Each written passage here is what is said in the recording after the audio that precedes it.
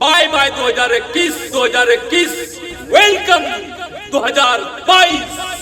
आप सभी को नया साल की ढेर सारी शुभकामनाएं।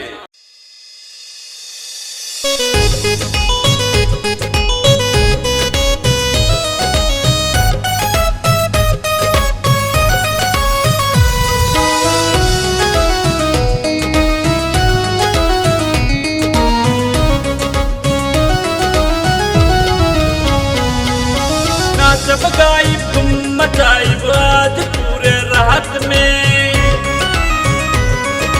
पार्टी साटी चिकन मटन होई सब साथ में। नाचब गाई तुम मचाई आज पूरे रात में, पार्टी साटी चिकन मटन होई सब साथ में। अरे कौन खुशी में भाई?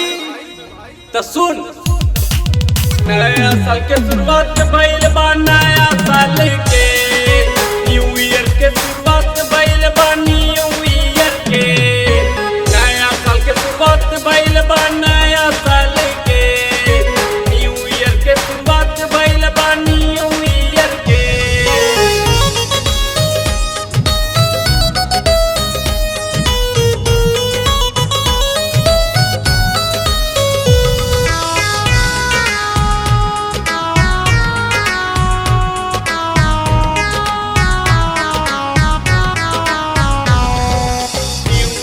के विश करके सबसे हाथ मिलाई, प्यार बांटब खुशियां मनाई, सबके गले लगाई।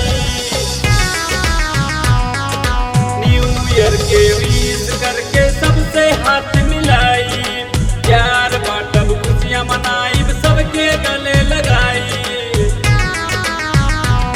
मुबारक हो सबको नया साल के, हंसते खेलते रहो। मुबारक हो सबको नया साल के, हंसते खेलते रहो। अरे सही कहा हो, आज पार्टी साटी सारी रात मनाएंगे। नया साल के शुरुआत भइल बा, नया साल के न्यू ईयर के शुरुआत भइल बा, न्यू ईयर के नया साल के शुरुआत भइल बा, नया साल के न्यू ईयर के शुरुआत भइल बा, न्यू ईयर के।